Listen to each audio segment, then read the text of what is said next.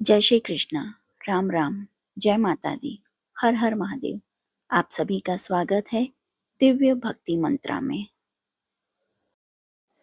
आज की वीडियो में हम वर्णन करेंगे शनि देव के 108 नाम यानी अष्टोत्र शतनामवली। जो आपको यह शतनामवली पसंद आती है तो please like, share and subscribe करें और कमेंट बॉक्स में जय शनिदेव अवश्य लिखें। तो चलिए शुरू करते हैं शनि देव के 108 नाम। शनि देव के 108 नाम। ओम शनये नमः। ओम सूर्यपुत्राय नमः।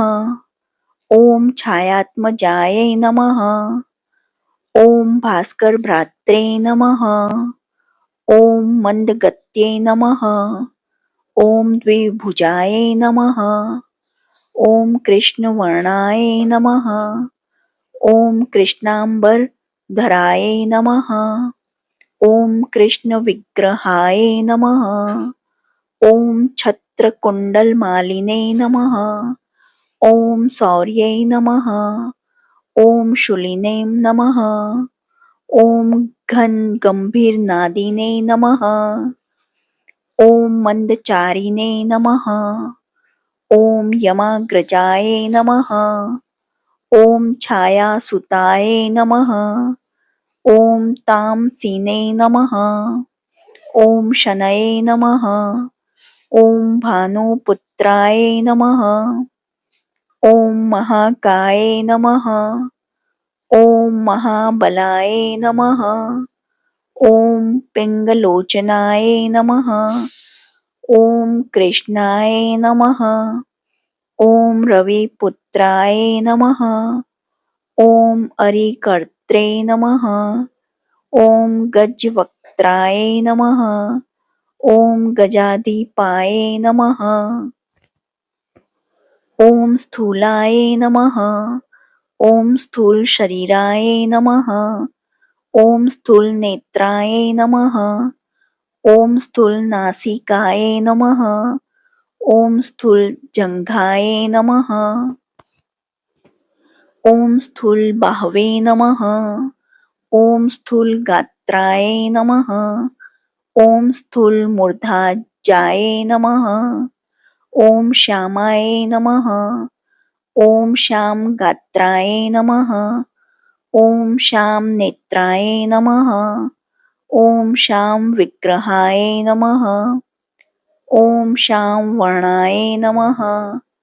ओम श्याम मूर्तये नमः। ओम श्याम दृष्टये नमः। ओम श्याम लाये नमः। ओम श्याम केशाय नमः। ओम श्याम वर्णधराय नमः। ओम श्यामागाय नमः। ओम श्याम पादाय नमः। ओम श्याम कायाय नमः। ओम श्याम मोदराय नमः। ओम श्याम वदनाय नमः। ओम श्याम कर्णाय नमः। ओम श्यामास्याय नमः। ओम श्याम गंधिने नमः। ओम श्याम विग्रहाय नमः। ओम गजमस्तकाय नमः। ओम गजद्रष्टाय नमः। ओम गाजास्याय नमः। ओम गजकर्णाय नमः। ओम गजपादाय नमः।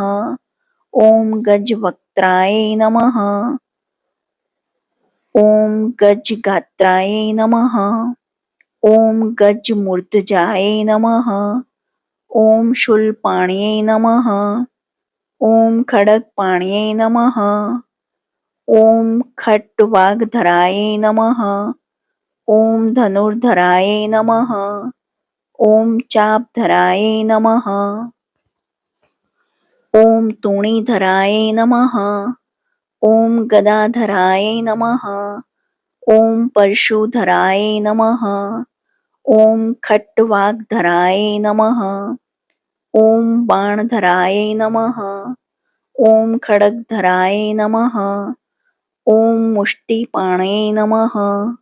ओम गदापाण्ये नमः। ओम दंडपाण्ये नमः। ओम पाण्यै नमः।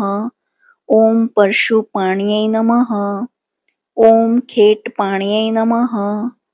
ॐ खड्गपाण्यै नमः। ॐ चक्रपाण्यै नमः। ॐ शूलपाण्यै नमः। ॐ त्रिशूलपाण्यै नमः। ॐ परशुपाण्यै नमः। ॐ शङ्खपाण्यै नमः।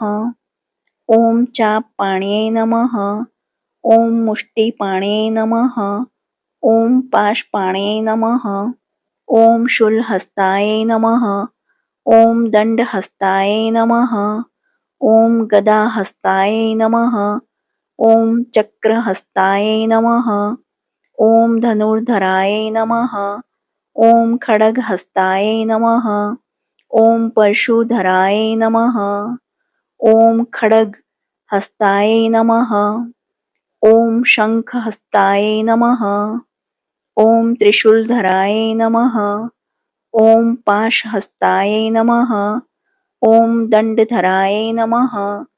ॐ गदाधराय नमः। ॐ चक्रधराय नमः। ॐ धनुर्धराय नमः। ॐ खड्गधराय नमः। ॐ परशुधराय नमः। ॐ शङ्खधराय नमः।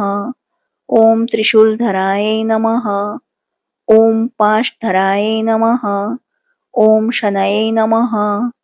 इति श्री शनिदेव अष्टोत्तर शतनामावली समाप्तम्।